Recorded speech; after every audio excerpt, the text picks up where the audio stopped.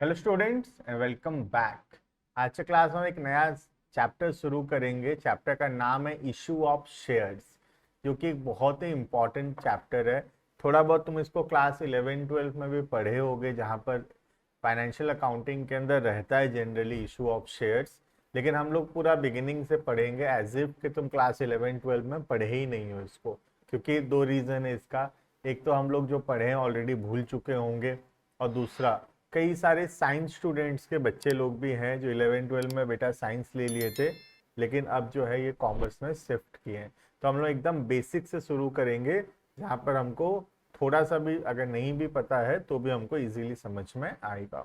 Basically shares होता है company का जो टोटल कैपिटल होता है, उस कैपिटल को जब हम छोटे छोटे हिस्सा में डिवाइड करते हैं, छोटे छोटे पार्ट्स में डिवाइड करते हैं, हर एक पार्ट को हम लोग एक शेयर बोलते हैं। तो basically shares are the part of the capital of the company divided into small small parts. अब कंपनी क्या करता है, ये शेयर्स को मार्केट में इशू करता है पब्लिक को, और पब्लिक से जो है पैसा लाता है, और उस पैसे से कंपनी बिजनेस चलाता है। और जो प्रॉफिट अर्न करता है कंपनी, उस प्रॉफिट में से शेयर होल्डर्स लोगों को हिस्सा देता है, जिसको हम लोग बोलते हैं डिविडेंड। ठीक है, तो हम लोग सीखने वाले हैं कि कंपनी अगर शेयर्स इशू कर रहा है तो उसका क्या अकाउंटिंग एंट्री पास करेगा। ठीक है, बहुत ही बड़ा चैप्टर है, बहुत ही डिटेल में हम लोग पढ़ेंगे, और बहुत ही मजा आएगा ये चैप्टर को पढ़ते समय। ठीक है, चलो तो शुरू करते हैं। इसका थ्योरी भी है थोड़ा बहुत, लेकिन अभी हम थियोरेटिकल पार्ट नहीं पढ़ रहे, अभी हम प्रैक्टिकल पार्ट पहले शुरू कर रहे हैं। थियोरेटिकल पार्ट जो हम उसको लेटर ऑन कवर कर लेंगे। ठीक है, देखना। अ कंपनी रेजेस, नोट्स जो है हमको क्लास में लिखते जाना है अकाउंट्स के सब्जेक्ट्स का। ठीक है, स्पेशल प्रैक्टिस क्वेश्चंस अपलोड किया जाएगा, उसके सॉल्यूशंस अपलोड करेंगे, डाउट सेशंस लेंगे, वो सब में हम अपने डाउट्स पूछ पाएंगे। लेकिन अकाउंट्स एक ऐसा सब्जेक्ट है जहाँ पर हम थोड़ा सा लिखेंगे भी, क्योंकि प्रैक्टिकल है। यहाँ पर जब तक हम लिखने का आदत नहीं डालेंगे, क्वेश्चन करने का आदत नहीं डालेंगे, तो हमारा कभी भी अकाउंटिंग नहीं बनेगा। तो एक अलग से कॉपी बना लेना पूरा कॉर्पोरेट अकाउंटिंग का, और अलग से उस पर नोट डाउन करते जाना। ठीक है, लिखना। A company raises it's capital, जो थियोरेटिकल पार्ट होगा उसका नोट से पढ़ लेंगे, जो प्रैक्टिकल पार्ट है उसको हम लोग लिख कर पढ़ेंगे। ठीक है, a company raises it's capital by issue of shares.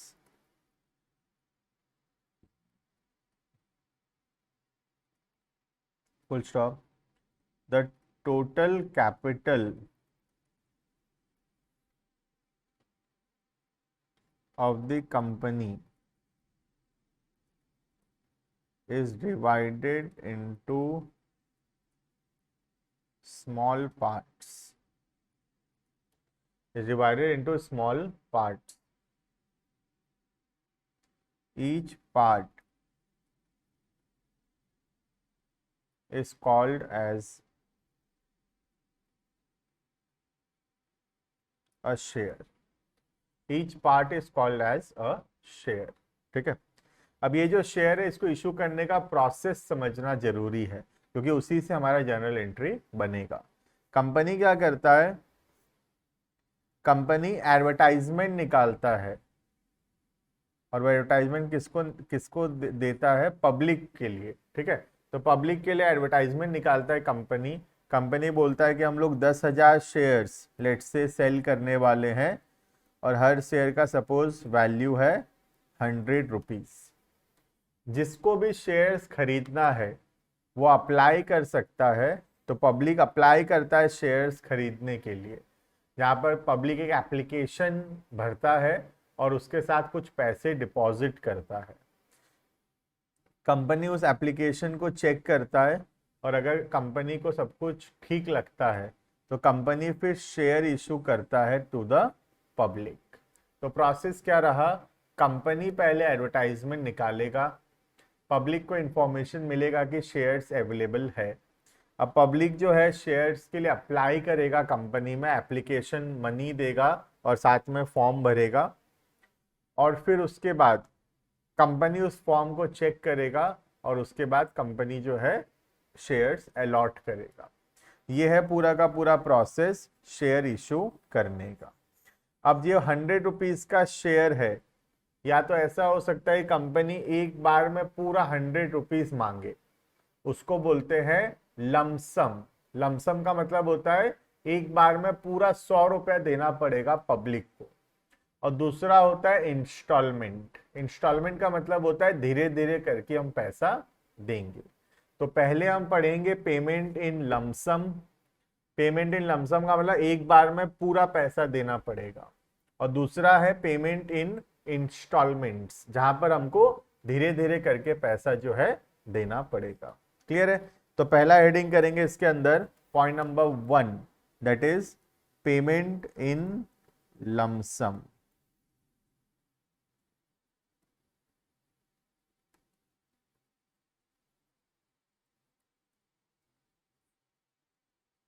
Lump sum का मतलब होता है एक बार में हमको पूरा का पूरा पैसा देना पड़ेगा। This is called as lump sum. ठीक है, लिखना। When the total issue price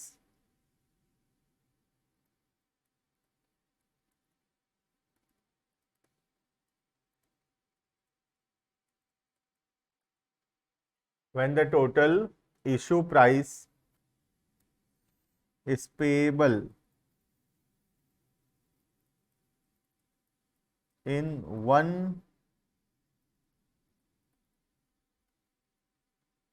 installment, is payable in one installment,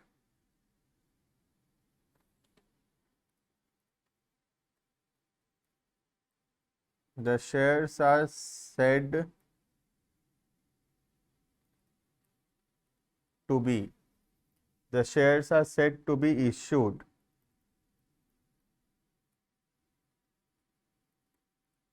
against payment in lump sum. तो जब एक बार में पूरा पैसा देना पड़ेगा उसको बोलते हैं पेमेंट इन लमसम। अब शेयर्स दो टाइप से इशू हो सकते हैं, या तो होगा एट पार और दूसरा होता है एट प्रीमियम।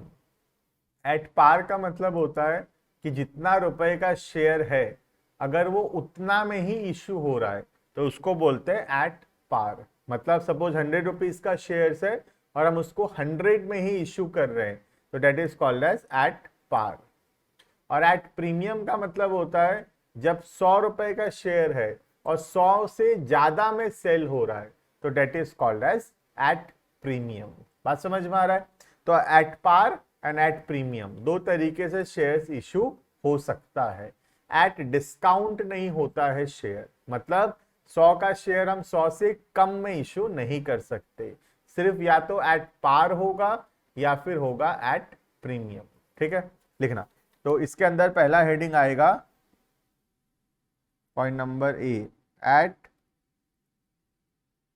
पार।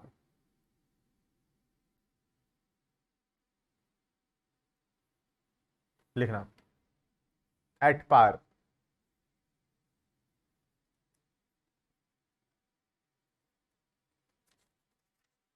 उसके अंदर issue of shares at par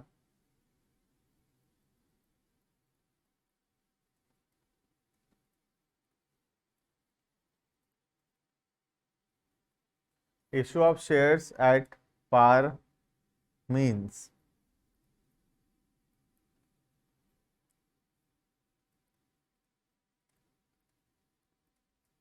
that issue price of share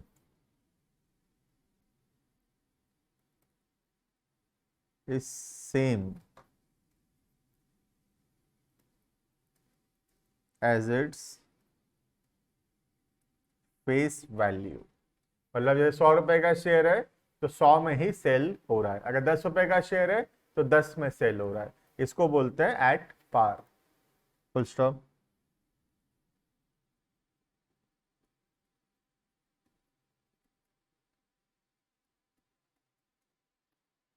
the journal entries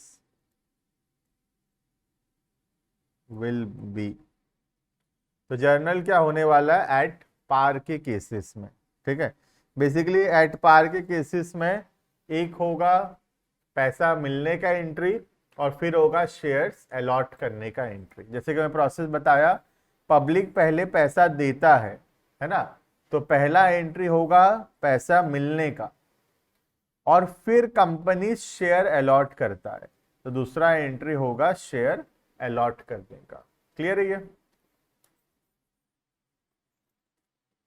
तो इसके अंदर पहला entry for application and allotment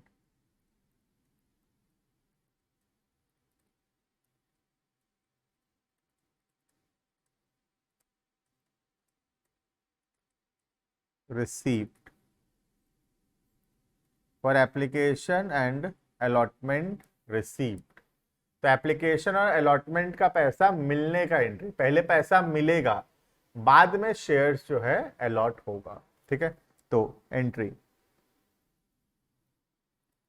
bank account debited to, generally equity रहता है तो मैं लिखूंगा इक्विटी शेयर। अगर प्रेफरेंस होगा तो हम इक्विटी की जगह लिख सकते हैं प्रेफरेंस शेयर्स। दो टाइप के शेयर्स होते हैं, जैसे कि पता होगा हमको इतना, तो equity share and preference shares. तो equity share application and allotment account, तो एंट्री होगा bank account debited to equity share application and allotment account. Bank debit क्यों हुआ? क्योंकि बैंक में पैसा आ रहा है, तो बैंक इंक्रीज हो रहा है तो डेबिट होगा। और equity share application and allotment हमारे लिए एक प्रकार का लाइबिलिटी है अभी, क्योंकि अभी हम पैसा ले लिए हैं लेकिन शेयर्स इशू नहीं किए हैं, तो अभी के लिए हमारे लिए लाइबिलिटी है और इसीलिए हम उसको क्रेडिट कर रहे हैं, ठीक है। नेक्स्ट, अब जो पैसा हम रिसीव किए उसके बदले शेयर्स अलॉट करेंगे, तो सेकेंड एंट्री होगा for allotment of shares. Share allot किए हम लोग, ठीक है। तो entry equity share application allotment, जो हम क्रेडिट किए थे पहले उसको हम वापस डेबिट कर देंगे, कैंसिल हो जाएगा, अब वो लाइबिलिटी नहीं रहा।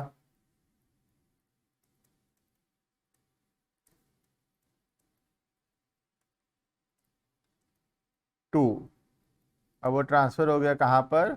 इक्विटी शेयर कैपिटल अकाउंट में। क्लियर है? तो दो एंट्री होगा, पहला पैसा मिलने का entry bank account debited to equity share application and allotment, और दूसरा शेयर अलॉट करने का entry equity share application and allotment account debited to equity share capital. Clear है ये जो अमाउंट होगा, सपोज 100 का शेयर है और 100 में इशू किए हैं इसको, तो एट पार है ये, तो एंट्री होगा पहला bank to equity share application and allotment 100 and 100, और second equity share application allotment account debited to equity share capital 100 100। Clear है ये? नेक्स्ट आता है एट प्रीमियम। लमसम ही चल रहा है अभी, लमसम के अंदर सेकेंड हेडिंग है एट प्रीमियम। एट प्रीमियम का मतलब होता है जब हम लोग जितना रुपए का शेयर है उससे ज्यादा में शेयर को इश्यू कर रहे हैं, तो उसको हम बोलते हैं एट प्रीमियम, ठीक है। एट प्रीमियम मींस 100 का शेयर जैसे 110 में इश्यू हो रहा है, तो that is called as at premium. लिखना, issue of shares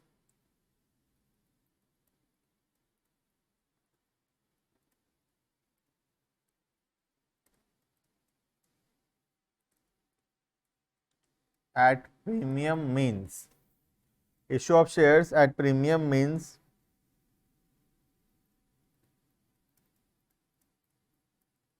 the issue price is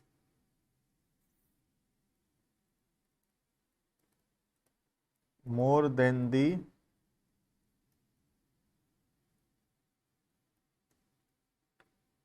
face value of shares। is more than the face value of shares.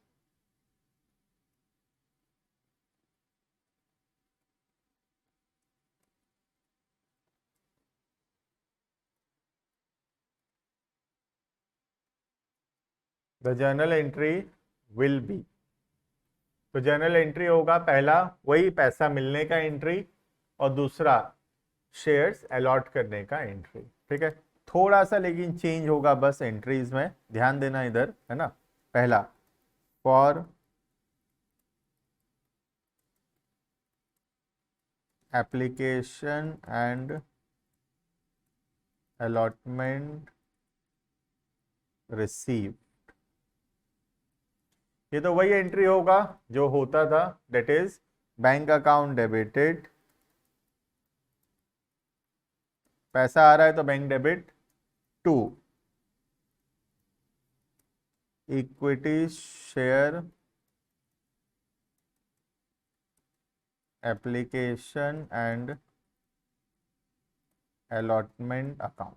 इसका जो अमाउंट है वो हो जाएगा 110, 110 रुपये होगा इसका अमाउंट। ठीक है, जितना पैसा मिला, जो 100 का शेयर हम लोग कितना में इशू किया है, 110 में, तो अमाउंट होगा 110। ठीक है, next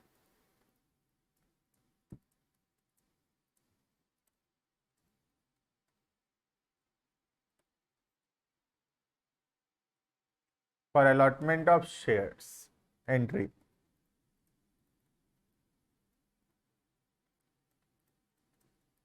equity share application and allotment account को डेबिट करेंगे 110 से, जितना से क्रेडिट किए तो उतना रुपया डेबिट किए। टू इक्विटी शेयर कैपिटल में हमेशा जाता है फेस वैल्यू, फेस वैल्यू मतलब ओनली 100 रुपीज। ठीक है, और बाकी जो 10 रुपया हम एक्स्ट्रा रिसीव किए हैं उसको हम क्रेडिट करते हैं सिक्योरिटी प्रीमियम अकाउंट में। ठीक है, तो एंट्री होगा सिक्योरिटी प्रीमियम। तो इस बार एंट्री होगा equity share application and allotment account debit 110, to equity share capital 100, to security premium 10 rupees. Clear है ये? तो this is all about entries related to lump sum.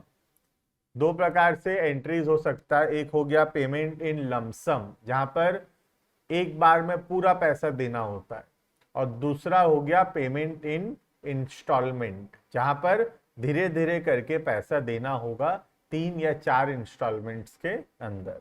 ठीक है, तो अभी के लिए हम इतना में रुकेंगे, आने वाले क्लासेस के अंदर पेमेंट इन इंस्टॉलमेंट हम लोग शुरू करेंगे, उसको पढ़ेंगे और फिर दोनों टॉपिक का जो है क्वेश्चन जो है प्रैक्टिस करेंगे। ठीक है, तो मिलते हैं नेक्स्ट वीडियो के अंदर। मैं होप करता हूं कि क्लियर हुआ होगा। कॉपी अलग से बना लेना, सही से नोट डाउन करते जाना, बहुत हेल्पफुल होगा और हम बहुत ही अच्छा स्कोर करेंगे देखना हमारे आने वाले सेमेस्टर्स के अंदर।